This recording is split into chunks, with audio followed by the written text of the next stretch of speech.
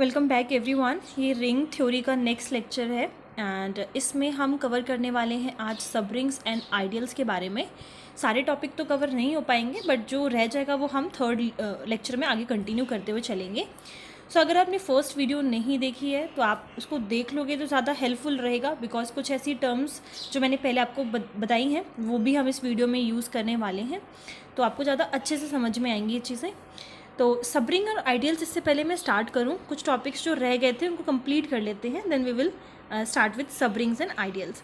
देखिए, कुछ important rings के बारे में अगर हम बात करें तो एक ये इंपॉर्टेंट रिंग होती है जेडम, मतलब मॉड्यूलो एम और मल्टीप्लिकेशन। ठीक है, तो ये जो रिंग है ये काफ़ी इम्पॉर्टेंट है। ये है हमारे पास कॉम्यूटेटिव रिंग विद यूनिटी,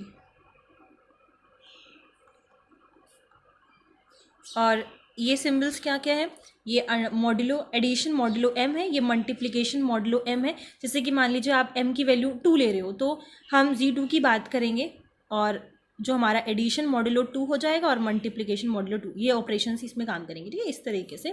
तो इसकी अगर हम प्रॉपर्टी की बात करें, फर्स्ट प्रॉपर्टी है इसकी UZM। अब अगर जिसने फर्स्ट वीडियो देखी होगी वो ये जानता होगा कि ये क्या डिनोट करता है। मैंने आप लोगों को बताया था UR, ये डिनोट करता है सेट ऑफ यूनिट्स। जितने भी यूनिट्स होंगे रिंग के, U बताता है कि हम सेट बना रहे हैं यूनिट्स का। जिसका आप सेट बना रहे हो वो यहाँ पर मेंशन करा जाता है, तो ये इस तरीके से डिनोट होता है। दैट मीन्स कि UZM मतलब हम यूनिट्स की बात कर रहे हैं, और किसके यूनिट की बात कर रहे हैं, इस रिंग के यूनिट की बात कर रहे हैं। तो इसमें किस टाइप के हमें एलिमेंट्स देखने को मिलते हैं, this is set of all units. इसमें हमें देखने के लिए मिलेंगे X टाइप के एलिमेंट, ऑफकोर्स जो इसी रिंग से बिलोंग करेंगे। इसमें किस टाइप के एलिमेंट आएंगे, मतलब इसके यूनिट, इस रिंग की यूनिट्स क्या हैं, GCD जिसका M के साथ जिसका भी आप मॉड्यूलो निकाल रहे हो उसके साथ 1 आ जाए, वो सारे एलिमेंट चले जाएंगे हमारे यूनिट्स के अंदर। मैं एक बार फिर से एक्सप्लेन कर दूं। ये जो हम बात कर रहे हैं कॉम्यूटेटिव रिंग विद यूनिटी की, इसमें हम मॉड्यूलो M की बात कर रहे हैं, और ये हमें पता है कि किस तरीके से काम करता है। ठीक है, मॉड्यूलो का ऑपरेशन कैसे वर्क करता है, दैट वी नो। तो उसमें जो पहला पॉइंट है, पहली जो प्रॉपर्टी है, उसमें हम बात कर रहे हैं यूनिट्स के बारे में, मतलब कि इस रिंग के यूनिट एलिमेंट्स कैसे होंगे। ठीक है, तो उसमें किस टाइप के एलिमेंट दिखाई देंगे, जिसका GCD M के साथ 1 आ रहा है। जैसे कि आपने ले लिया Z, सपोज को 26 बना रहे हैं, तो वो एलिमेंट जो 26 का GCD 1 देते हैं वो सारे एलिमेंट्स इसमें चले जाएंगे। Clear. Now second point is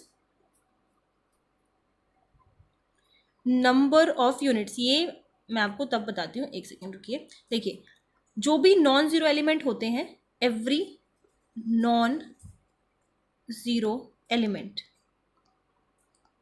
वो या तो जीरो डिवाइजर होंगे, जीरो डिवाइजर, या तो फिर वो यूनिट ही होंगे। ठीक है, या तो वो जीरो डिवाइजर होंगे या तो वो यूनिट होंगे। फिर ये मैं इसलिए बना रही हूँ, आपको थोड़ा सा लर्न करने में इजी होगा। अब अगर आपको ये जानना है कि नंबर ऑफ यूनिट कैसे निकालना है, तो नंबर ऑफ यूनिट निकालने का तरीका है यूलर फाई फंक्शन। ठीक है, तो phi m will help us. और इसकी बात करें, जीरो डिवाइजर्स की बात करें, तो number of zero divisors is equals to m minus, ये जो हमने वैल्यू निकाली होगी यूलर फाई फंक्शन में, फाई m, इसमें 1 ऐड करेंगे एंड देन इसको 1 m से सब्ट्रैक्ट कर देंगे। ठीक है, तो इस पॉइंट को ध्यान से समझिए। पहला पॉइंट जो हमने बोला उसमें कहा कि कौन कौन से यूनिट होंगे इस रिंग के। अब आपको ये फाइंड करना है, अगर कितने कार्डिनैलिटी, एक तरीके से नंबर ऑफ यूनिट फाइंड करनी है, तो वो हमें यूलर फाई फंक्शन बताएगा। मतलब जो भी m की वैल्यू होगी उसका आप यूलर फाई फंक्शन निकाल दो। जीरो डिवाइजर्स अगर आपको फाइंड करने हैं कितने होंगे, तो ये फॉर्मूला हमें हेल्प करेगा। जितने भी नॉन ज़ीरो एलिमेंट हैं, या तो वो ज़ीरो डिवाइज़र ही होंगे या तो वो यूनिट होंगे। अगर आपको इन टोटल फाइंड करना है तो आप यूनिट निकाल लीजिए, ज़ीरो डिवाइज़र निकाल दीजिए, उससे आपको हेल्प मिल जाएगी। क्लियर है ये चीज़। तो ये दोनों इंपॉर्टेंट पॉइंट है। इसमें एक्चुअली 4 पॉइंट्स थे, अलग अलग थे, मैंने कंबाइन करके आपको बताया है। पहला इसमें से सेकेंड पॉइंट ये था कि every non zero element is either zero divisor और यूनिट। फिर था नेक्स्ट थर्ड पॉइंट ये होगा आपका कि नंबर ऑफ जीरो डिवाइजर्स किस तरीके से निकाला जाता है, और फोर्थ पॉइंट ये होगा नंबर ऑफ यूनिट्स किस तरीके से निकाला जाता है। अब अगर आपको फाइंड करना है list of zero divisors, third list of zero divisor कि इसमें आपको किस टाइप के एलिमेंट मिलेंगे। अभी हमने यूनिट में देख लिया किस टाइप के एलिमेंट होंगे, इसमें आपको मिलेंगे एक्स टाइप के एलिमेंट जो ऑब्वियसली जीएम से आएंगे, वो इसमें जीसीडी एक्स और एम का जब 1 के बराबर नहीं होगा तो ये आ जाएगा आपका लिस्ट ऑफ जीरो डिवाइजर में। याद रखने का तरीका बिल्कुल सिंपल है, अगर आप इस चीज़ को समझें तो हमने क्या बोला है कि एवरी नॉन जीरो एलिमेंट, मतलब वो जीरो एलिमेंट जीरो के बराबर नहीं है, या तो वो जीरो डिवाइजर होगा या तो वो यूनिट होगा। यूनिट की डेफिनेशन अभी आपने जस्ट देखी, जीसीडी क्या जाना चाहिए 1 के बराबर। जीरो डिवाइजर में हम क्या कह रहे हैं, यही सेम डेफिनेशन है, बट कह रहे हैं कि जीसीडी जब 1 के बराबर ना आए तो बहुत ही सिंपल है, या तो जीसीडी 1 के बराबर होगा या तो नहीं होगा। 1 के बराबर होता है तो वो यूनिट्स में चला जाएगा, बराबर नहीं होगा तो वो जीरो डिवाइजर में चला जाएगा। दो ही पॉसिबिलिटीज़ हैं और दो ही फॉर्म में उसको दिखाया जा सकता है।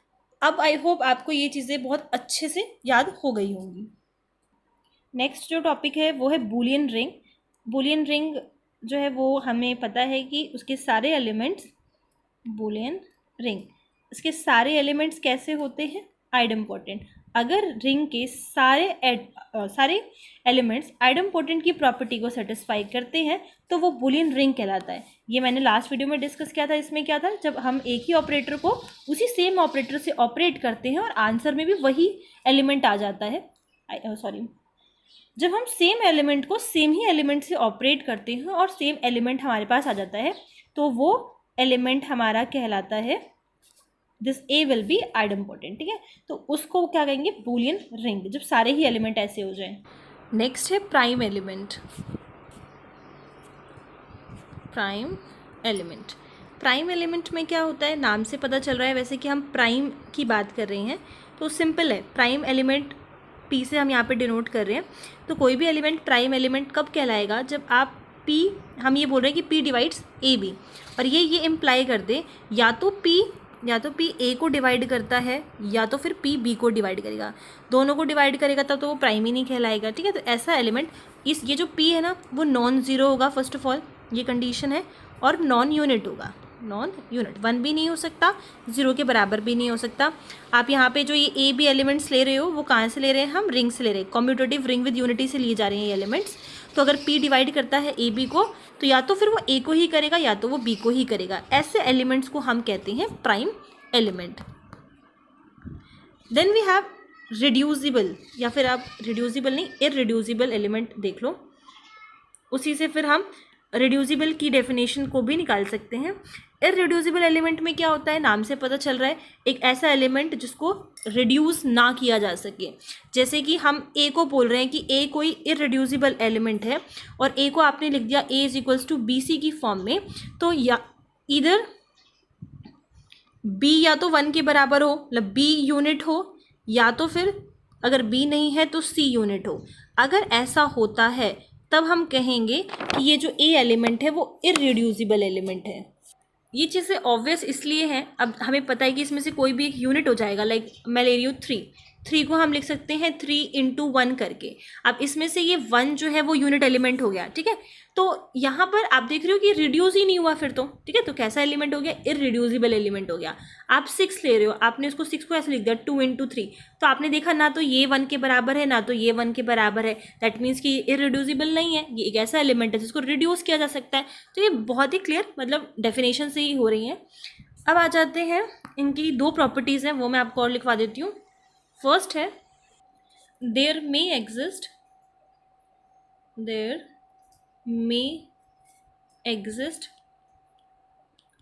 Elements in ring are which are both मतलब पहला वो प्राइम भी होगा एंड इररिड्यूसिबल भी होगा। बोलने का मतलब ये है कि रिंग में आपको ऐसे एलिमेंट्स भी मिल सकते हैं जो दोनों हो, देयर मे एग्जिस्ट, ऐसे एलिमेंट आपके एग्जिस्ट कर सकते हैं रिंग में जो प्राइम भी हो साथ के साथ इररिड्यूसिबल भी हो, दोनों कंडीशंस को सेटिस्फाई करे। सेकंड है इंटीग्रल डोमेन की अगर हम बात करें, in a integral domain every prime element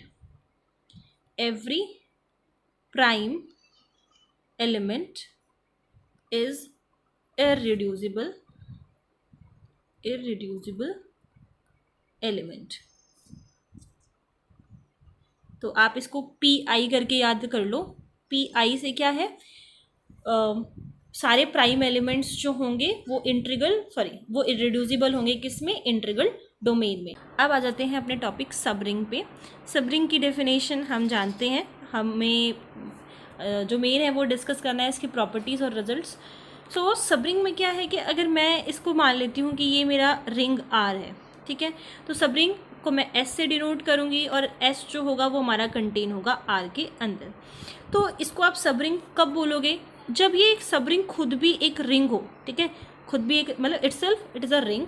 और इसका रिंग होने का क्या मतलब है, जो आपने प्रॉपर्टीज़ आर के लिए बताई हैं, रिंग के लिए बताई हैं, रिंग की सारी प्रॉपर्टीज़ को ये भी सेटिस्फाई करेगा, ठीक है। तो अगर वो खुद भी एक रिंग होगा तो वो सब रिंग कहलाएगा। सब रिंग के टेस्ट क्या हैं कि अगर हमें फाइंड करना है कि वो सब रिंग होगा या नहीं, तो बहुत ही सिंपल जो टेस्ट है इसका वो ये है।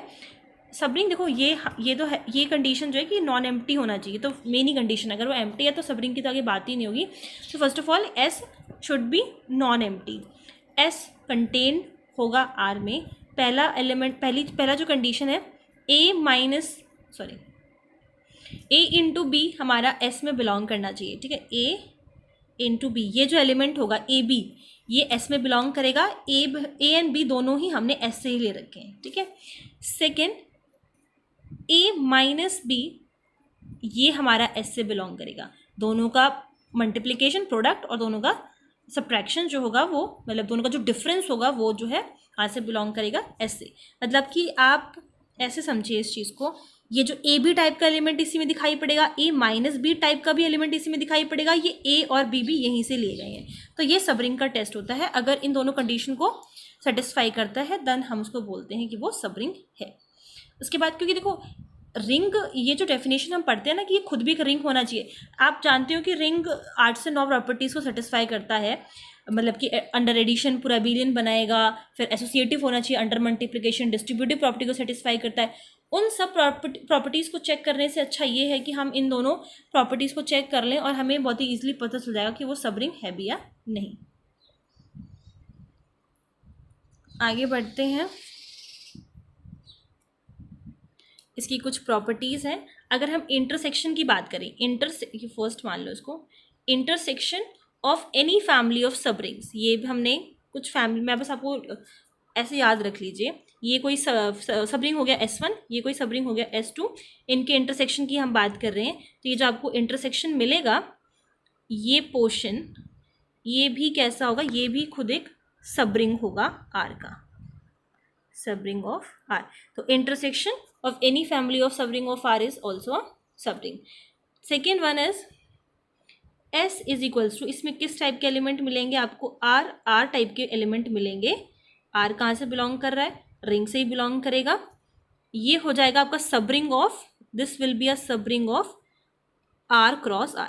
मतलब जब हम कार्टेशियन प्रोडक्ट कर रहे हैं दो रिंग्स का, R क्रॉस R का, तो आपको एलिमेंट इस टाइप के नजर आएंगे। ये भी क्या होगा, खुद एक सबरिंग होगा आर का। देन अगर हम बात करें sum of A, third one is sum of ring. दो रिंग्स का हम सम कर रहे हैं, एक एस मान लो और एक टी मान लो, दोनों का अगर हमने सम किया तो आपको एस प्लस टी में किस टाइप के एलिमेंट देखने के लिए मिलेंगे, ए प्लस बी टाइप के, जहाँ पहला एलिमेंट आपका एस से होगा, दूसरा एलिमेंट आपका टी से होगा। तो ये हमें पता है, अगर आप रिंग की बात करो, ग्रुप की बात करो या फिर क्वेश्चन ग्रुप की बात करो, जैसा आप लेकर चलते हो, जो जिस टाइप का भी हमारा रिंग हो रहा है उसके एलिमेंट उसी टाइप के नज़र आते हैं। तो पहला आपका एस से बिलोंग करेगा जो इधर रहेगा, दूसरा एलिमेंट आपका यहाँ से बिलोंग करेगा। अगर हम ये बात करें कि क्या दो सब रिंग्स का हम सम कर दें, मतलब अगर आप एस प्लस टी ये जो हमने बनाया है, क्या खुद ये एक सब रिंग होगा, तो ये मे और मे नॉट बी का केस होता है। मतलब मे और मे नॉट बी हो सकता है सब रिंग बन जाए, हो सकता है ना भी बने, तो मे और मे नॉट बी का केस होता है सम की बात करें अगर हम। तो अगर हम इंटरसेक्शन की बात कर रहे हैं तो वो एक सब रिंग बनाएगा। अगर हम एक सब ring in a sub ring a x is equals to b है, in a sub ring Ax equals to B है, तो it can have more than one solution, ठीक है, एक से ज़्यादा सोल्यूशन इसके पास हो सकते हैं। कैरेक्टरिस्टिक की बात और कर लेते हैं। अगर कैरेक्टरिस्टिक की मैं बात करूं तो डेफिनेशन मैं आपको ऑलरेडी बता चुकी हूं फर्स्ट वीडियो में, तो ये पॉइंट आप नोट कर लीजिए। अगर एस हम कह रहे हैं कि सबरिंग है किसका, आर का, एस इज सबरिंग, ठीक है।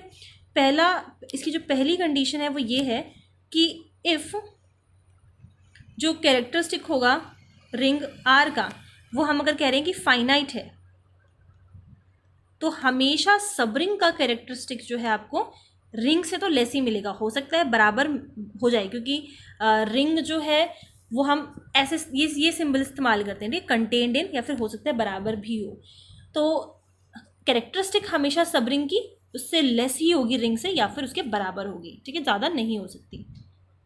अगर if S and R have same unity, अब अगर मैं यूनिटी वर्ड जो इस्तेमाल कर रही हूँ, जो उसने फर्स्ट लेक्चर देखा होगा उसे ये पता होगा कि यूनिट एंड यूनिटी में मैंने दोनों को क्या क्या डेफिनेशंस बताई थी, तो आप प्लीज़ वहाँ से वेरीफाई करिएगा इस चीज़ को। तो एस एंड आर के पास अगर सेम यूनिटी है तो हम क्या बोलेंगे कि एस का कैरेक्टरिस्टिक और आर का कैरेक्टरिस्टिक दोनों का बराबर ही होगा। तो ये काफ़ी इंपॉर्टेंट रिजल्ट है, ये आपको ध्यान में रखना है। सो डायरेक्टली भी आपको ऐसे क्वेश्चंस मिल सकते हैं कि अगर सेम यूनिटी है तो किस तरीके से कैरेक्टरिस्टिक में क्या रिलेशन होगा, ठीक है। और अगर नहीं पता है, बस इतना ही पता है कि जो फाइनाइट है, then less than is equals to का रिलेशन रहेगा। आगे अगर हम आइडियल की बात करें, मैंने एक वीडियो भी बनाई थी सबरिंग और आइडियल की रिलेशन की, तो आप लोग देख सकते हो। सब कुछ आप लोगों को प्लेलिस्ट में मिल जाएगा। अगर इनकेस नहीं भी मिलता है तो आप मुझे कमेंट सेक्शन में बता दिया करो, मैं आप लोगों को लिंक सेंड कर दूँगी। कभी बार डिस्क्रिप्शन में मैं ऐड करना भूल जाती हूँ, तो मुझे आप बता सकते हो। आइडियल की अगर हम बात करें तो आइडियल भी एक तरीके से सबरिंग की कंडीशंस को तो सेटिस्फाई करता ही है, क्योंकि इस डेफिनेशन ही इस तरीके से होती है कि अ सबरिंग, इसको हम आई से डिनोट कर रहे हैं, तो a subring I of ring R, उसको हम आइडियल कब कहेंगे, अगर वो लेफ्ट आइडियल भी हो और वो राइट आइडियल भी हो, लेफ्ट एंड राइट दोनों आइडियल्स हो। तो इसमें लेफ्ट और राइट आइडियल में क्या फ़र्क है, जस्ट इसमें आपका आर ए टाइप से हो जाएगा और राइट आइडियल में आपका ए आर टाइप का हो जाएगा। मतलब ये एलिमेंट आपका आई से बिलोंग कर जाए, इधर ये एलिमेंट आपका आई से बिलोंग कर जाए। जस्ट जो आर आपका लेफ्ट साइड है या राइट साइड है, उसी से हम ये बताते हैं कि वो लेफ्ट आइडियल होगा या फिर राइट आइडियल होगा। यहाँ पर आर जो है वो हमारा रिंग का एलिमेंट है एंड ए हमारा आइडियल का एलिमेंट है। ओके, तो याद रखने का तरीका सिर्फ ये है कि आप ऐसे याद रख लो, अगर रिंग का एलिमेंट लेफ्ट साइड पर है तो लेफ्ट आइडियल कहलाएगा, राइट साइड पर है तो वो राइट आइडियल कहलाएगा, ठीक है। तो सबरिंग की तो प्रॉपर्टी सेटिस्फाई करता ही है। अब देखो सबरिंग बोल रहे हो तो उसमें रिंग वर्ड आ रहा है, दैट मीन्स रिंग की सारी प्रॉपर्टीज़ को सेटिस्फाई करता है। तो ऐसा नहीं है कि सिर्फ सबरिंग बोलने से आपको मतलब पता होना चाहिए कि जितनी भी प्रॉपर्टीज़ रिंग सेटिस्फाई करता है वो सारी आइडियल्स भी सेटिस्फाई कर रहा है। तो सबरिंग की प्रॉपर्टीज़ के साथ साथ अगर लेफ्ट और राइट आइडियल दोनों होता है तो उसको हम आइडियल बोलते हैं। अब आइडियल की अगर टेस्ट की बात करें कि अगर हमें ये फाइंड करना है कि वो आइडियल है या नहीं, तो इसके टेस्ट के लिए हमें ये दो प्रॉपर्टीज़ दिखानी पड़ती है। पहला है ए माइनस बी, आप शो कर दो। ये दोनों प्रॉपर्टीज़ जो है वो थोड़ी सी सेम ही है सबरिंग की तरह से, क्योंकि हाँ आपने देखा था ए माइनस बी हम एस में भी सबरिंग में भी शो करते थे, ठीक है। तो ए माइनस बी अगर हमारी आइडियल में बिलोंग कर जाए, यहाँ पर मैं ए मान लेती हूँ, चलिए ए और बी कहाँ से ले रहे हैं, हम ए से ही ले रहे हैं, ठीक है। एंड सेकेंड होता है कि आर ए ये बिलोंग कर जाए हमारा ए में एंड ए आर, मतलब लेफ्ट और राइट आइडियल की वजह से हम ये दोनों शो करते हैं। देन आर हमारा रिंग का एलिमेंट हो जाता है, ऊपर हमने मेंशन भी किया था, एंड ए एंड बी हमारा जिससे हम आइडियल बोल रहे हैं उसका, ठीक है। तो ये सबरिंग के टेस्ट हैं। इस अगर ये दोनों टेस्ट होते मतलब कि सेटिस्फाई करेगा तो आप ये बोल सकते हो कि ए क्या है, एक आइडियल है रिंग आर का। अब इसकी प्रॉपर्टीज़ डिस्कस कर लेते हैं। प्रॉपर्टीज़ में सबसे फर्स्ट प्रॉपर्टी है कि अगर ये आर हमारा रिंग है,